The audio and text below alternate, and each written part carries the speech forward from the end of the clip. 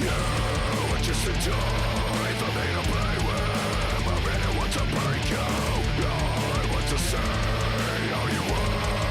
I want it inside you. If you're trying to run, it's just a... All right, cool. All right, lads. Yeah, Worship the Sacrifice, our debut EP, the first cut, it's hitting the stores on July 26th. And I hope I speak for all of us when I say that we're super excited for this release. Lots of hard work and dedication's gone into this EP. I think it showcases the growth we've made in a very short period of time. To turn something that was nothing in late February, early March, into a full 4-track EP in 4 months later. I feel pretty damn proud to be a part of that, and I just want to thank you dudes for putting in the work and creating these brutal sound waves, man. All right, let's take a closer look at the EP, and let's start with the name because I think quite fitting, clever, and it really hits the nail on the head for what the EP actually is. And let's go to Ben because you were the one that came up with the name, dude. What was going through you? How did you come up with his name, man? What were you thinking at the time? Well, firstly, it was just like it's like the first sort of snippet that we're going to put out of all the stuff that we've come up with. So that got me thinking cut. And then, Worship the Sacrifice, sacrificial animal. Usually it's the first cut across that.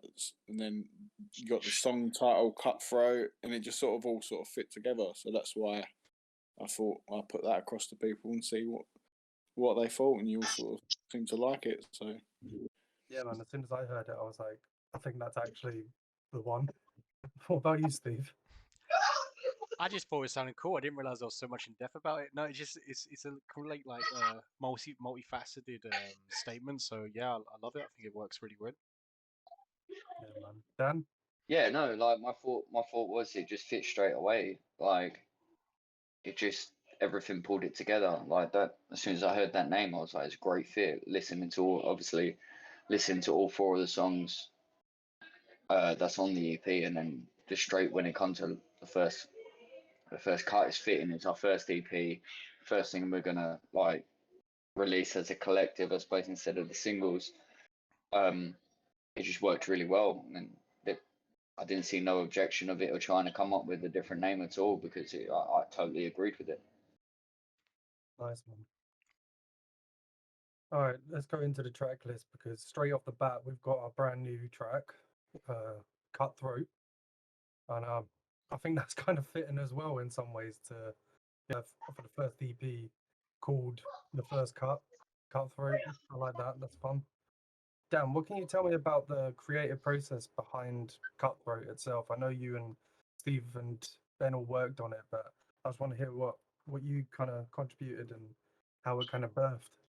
Mine was pretty much most of the songs I write are very angry, from an angry place. This one was pretty much, people that didn't really believe I can step more than just my usual formula of I wanted to go a little bit more technical than what I'd usually go for. Just to show people pretty much I'm more than just a one-trick pony. So yeah, I wanted another angry song because that's how I was feeling at the time. But at the same time, I wanted to make it a little bit different. I didn't just want to have just a standard rhythm part, what I'm playing. And, I did want a little bit more of showing of more techniques that I can actually use. And something a little bit more spicy for Steve to play lead on and Ben to sort of have his way. So it showcases every instrument as well as my own plus the vocals, which I believe that it has. I wanted to have a different approach and try out different approaches ever to what my standard would be or my go-to would be. So yeah, sort of brought myself a little bit out of my comfort zone, but still something that you can tell that because it has that blackened sound, because it has that like chuggy sound, I still wanted to keep them elements in there, but to show that it's me, but at the same time, I just wanted to show that, you know, I am a guitarist. I am here, right? I can work with others that would showcase other people. So Yeah, yeah. man. And Steve, I know there was like a lot of challenges with this track, with the production and stuff. And I believe it's probably one of our more technical tracks that we created. I mean, how do you feel about the way it turned out? Yeah, I think it turned out pretty good. When it comes to like the more technical you get, and anyone who writes music or test this, like the more riffs you throw in there, the more changes you throw in there. It's always a challenge to try and get the timing absolutely down. Um, but in terms of like how it came out and the process of writing it, I'm more than happy in that aspect. Because I remember when the whole process of this was like Dan literally was just like, I've got this guitar riff, and then it was like, cool, let's work off that, and then the whole process. Yeah. So in terms of like, it was this song was kind of written out of the challenges of having the distance between us. I know it was really on like a program called Jam Kazam. So the challenges were always trying to write this from scratch. I remember Dan came up with a few riffs, and it was a case of putting that structure together. I had a few riffs laying around, and then when Ben was trying out, we were jamming out with Ben. Ben was like, yeah, maybe we could do this, maybe we could do that, and it was a great creative process, which is why I'm really happy that it's the first track on the EP, because I think it's one of the main tracks we have where it's been a big collaborative process to write something from start to finish.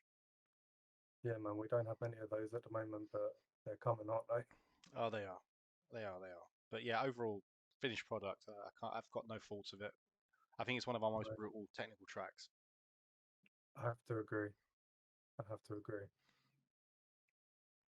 All right, track 2, Compose and Destroy. I mean, we spoke about this before in a previous video, but let's just touch on it again so that everyone can understand, you know, why this is in the EP, what it means to us, and yeah, I think, you know, being our first release, it means something quite dear to me, you know.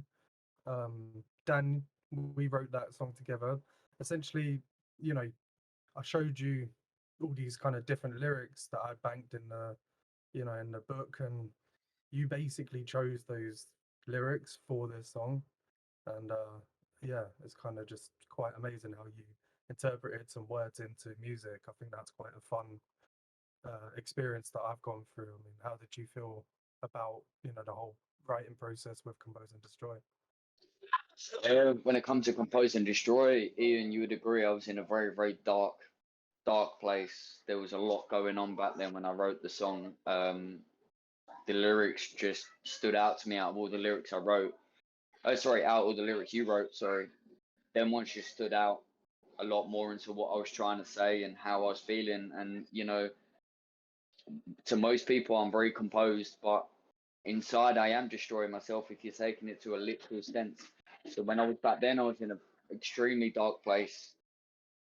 And so yeah, so they were the only lyrics that really stood out to me, and sort of like, yeah, I can agree with this.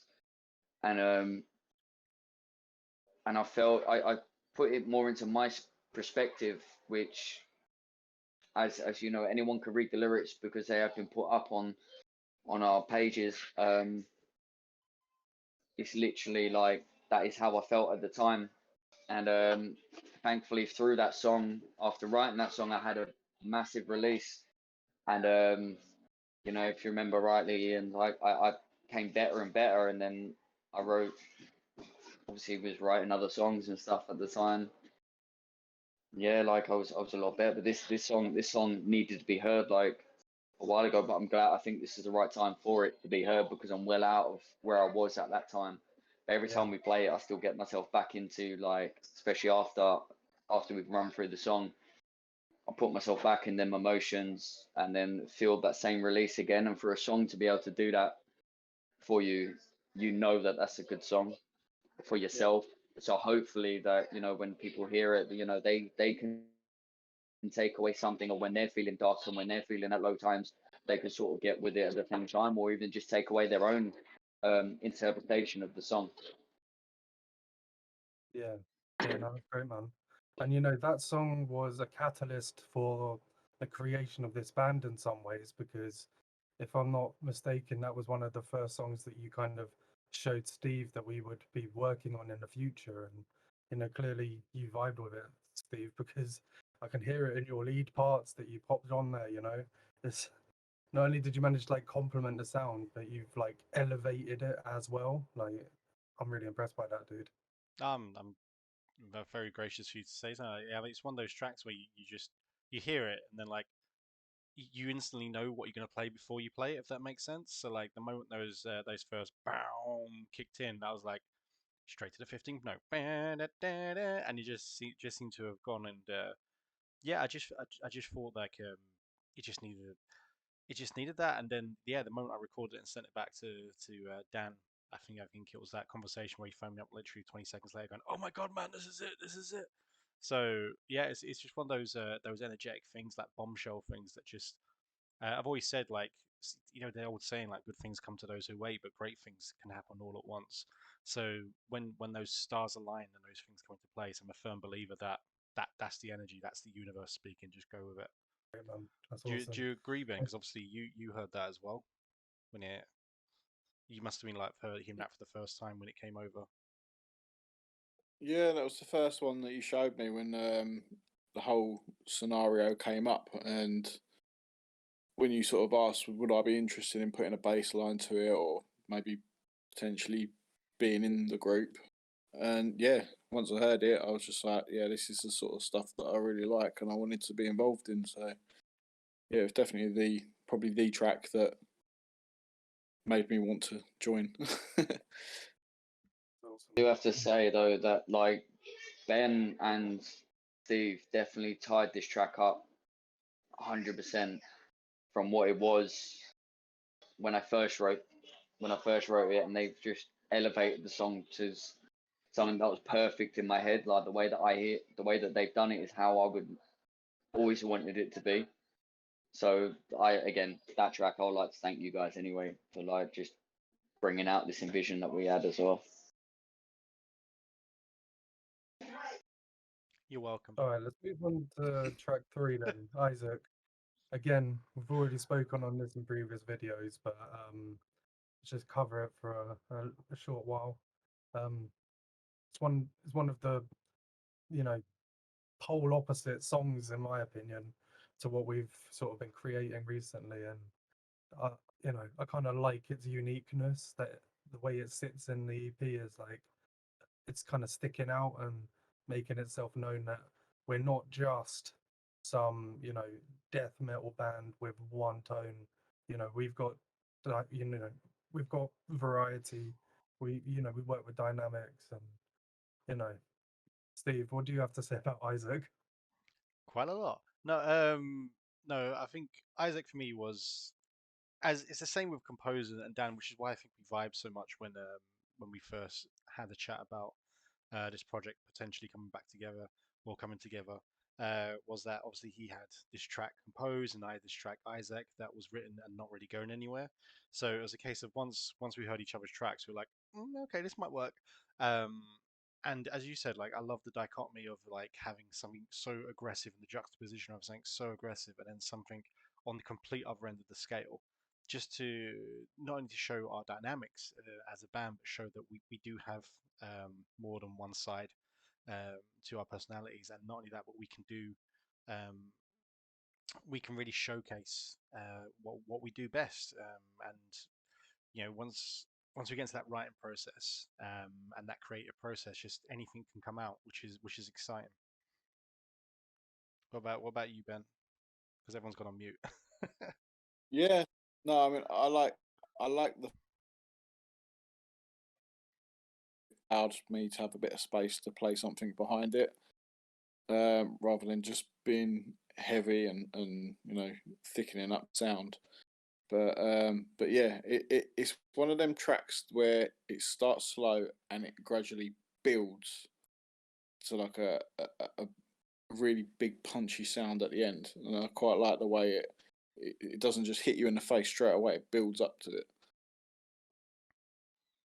Plus, it was the first one we got radio play for as well, so that was always nice to hear it on the radio. Nice plug there, Ben. Nice plug. I like Hey, that. there you go. Yeah, Well, shout out to Jim from Yeah, Stratton Rocks Radio. G-Man is yeah, absolute legend. Yeah, thank you for playing our tracks, dude.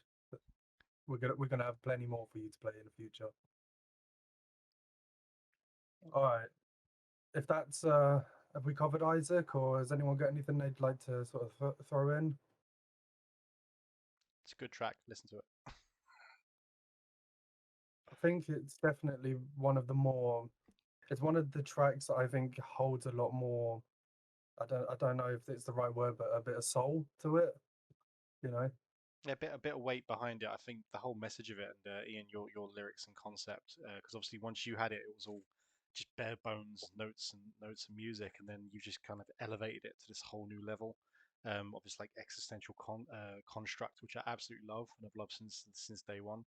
And even like designing the shirts and like putting the lyrics on the back. I'm like, those are really good lyrics. So like. No, just obviously just thank you for your effort in that. And I think you have elevated to a whole new level. Oh, thank you, man. That means a lot to me. Thank you.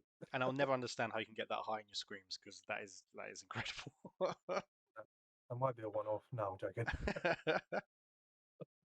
I've been practicing. Don't worry. Oh dear. And then we've got the bonus track.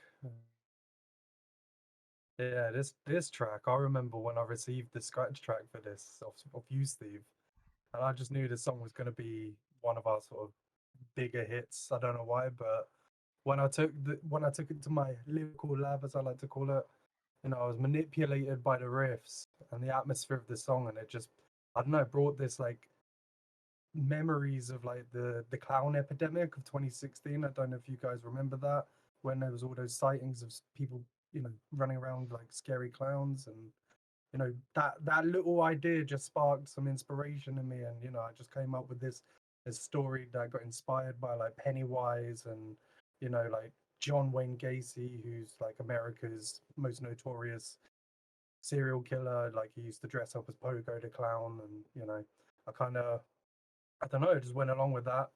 It's very twisted and violent and disturbing, but I also think it's got like that catchy vibe to it. You know, it's almost like a party anthem. Play it at all your parties. I think you'll enjoy it. Steve, Especially if did there's you, a clown nearby. where What's did that? you come up with this like riff, dude? Because it's funny as hell. Well, what'd you say on that, Ben? I said, play at your party, especially if there's a clown nearby. There you go. There you Yeah, go. yeah. Play it at your party.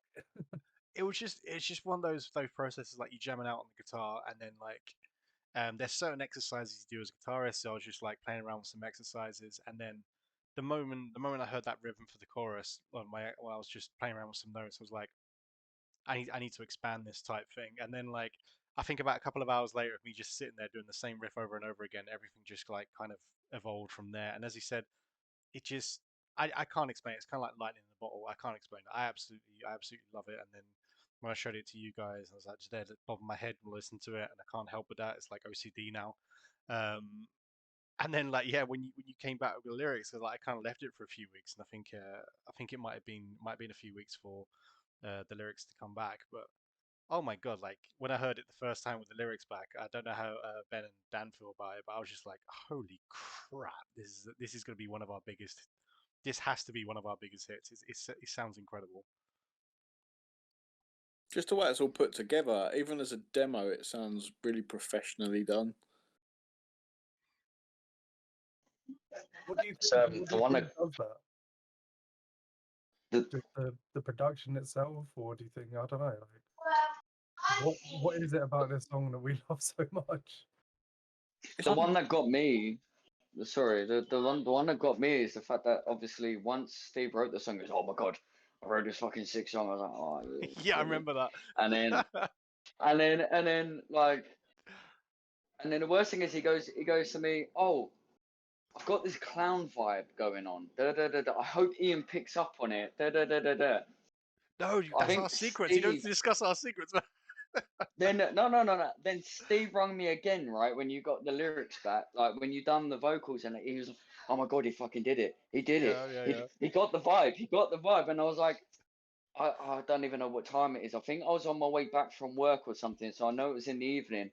I was like, Dude, I haven't even checked the Discord yet, man. I think it was Like, 1 he o'clock goes, in the no, no, morning. no, no. Yeah, because I was getting back from work, and he's like, and it just cracked me up, like, because it was like, Ian got the vibe. Ian got the vibe. You should hear it. And I was like, oh, cool, cool. And then I was like, hang on a minute, dude, you got gaps in there. Like, can we like put? I think I was saying to you, oh, can we put some of like snippets in there or something? And then we were playing about with the snippets. And then Ian hits it on the head again and getting the right snippets and everything like that. And he's like, dude, how is this all just like, it's like all telepathic shit going on? Like, everything just got nailed on there. Like, yeah, I just had to say, so that was the one bit I remember. So every time, like, you know, we go through this song, it's like, I just remember it each time. Yeah, and apologies to Dan because if I do write a song that I think is like blowing everything else out of the water, I will phone him regardless of time and be like, I think I've done it. I think I've wrote another song. Just be lucky, guys. I don't phone you at like 1 o'clock in the morning. So I wouldn't answer.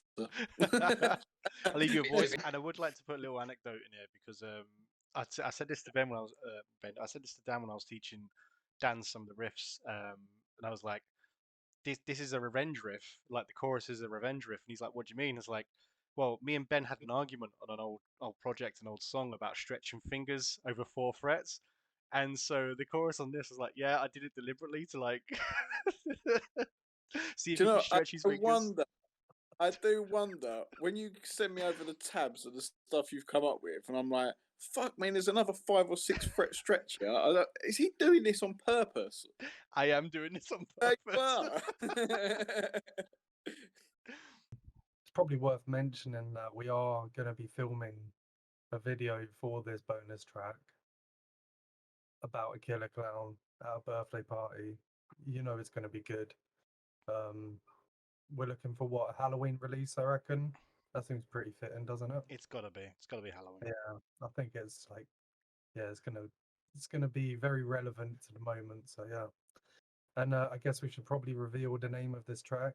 We are calling it "No Laughing Matter." It's a pretty fun name. So yeah, hopefully you all guys will love it. Ben, do you like the fact that the chorus repeats 8 times at the end as well? yeah. And the fact that the riff changes, then it just goes back to it for like 2 times. Then we'll change it again. I will just chuck another 2 in, just to keep me on my toes. That's the thing, though, because sometimes when I get it over and I'm looking at it, I'm just like, how can I play this differently? Where are the notes elsewhere on the fretboard? So I maybe can do it where I can cheat and not actually stretch that far down the fret. So I do try and mix it up sometimes just to make it easier on myself. Don't worry, I'll get you next time. We'll do like a 7 fret stretch. Oh, cracking. Yeah, I think in terms of production and where we've gone from, where we've been as a project and going to as a project, we've been incredibly lucky to keep get in contact with these radio stations like Jim from Scram Rock and the Hard Rock Hell Radio, the Metallic Cave where we're getting played tonight actually, which is again all these radio shows. It's just amazing. The Autopsy Report as well. Even indie music while getting like published on there in our interview. For such for the length of time we've been a band, to have all these opportunities is really humbling, and all these amazing people willing to work with unsigned bands that are out there looking for exposure. So I just want to say thank you to all those guys, and I cannot wait for the EP to drop on the 26th of July, and just see what the response is. Yeah, and if you guys want to hear any of these awesome radio shows, we'll put a few of the links in the description for you. Check them out because you know, The iHeart one that we randomly got Yeah, that was weird. an email from. That one we were shocked with that one because again that was another time you called me up. Was that US radio? Yeah, we couldn't Yeah. listen to it because we were blocked in. 1.8 million listeners.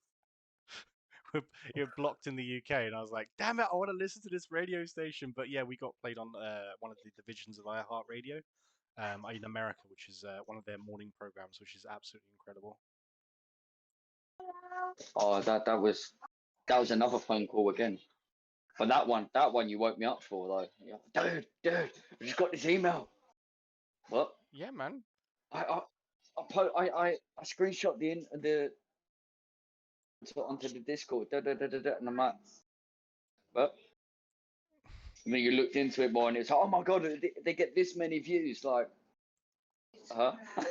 Not that I care Just about woke that. up straight to that. No, but it's just woke up straight to it. It was just surprising as anything, though.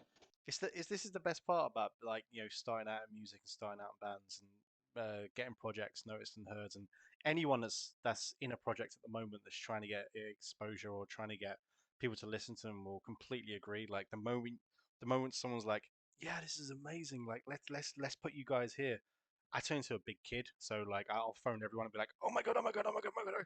And I think that's just a testament to like the passion we have for this project. I'm just like, yes, guys, we're making it, we're doing it, we're doing it. So I'm just a view hungry whore at the moment. So just that's the main thing. Like if someone listens to it and goes, you know what, that was an amazing track. It's like such a good feeling inside. Like Yeah. it's like babies. Like how oh yeah, it's like amazing. It feels incredible. Um, Yeah, it does. Oh, by the way, guys, we have some merch on our store, so you should go and check that out. This is what it looks like. This is Worship the Sacrifice merch. Get yours now. yeah, we've also got a special merch run for the EP release as well. I'm waiting for mine in the post. Oh, excellent.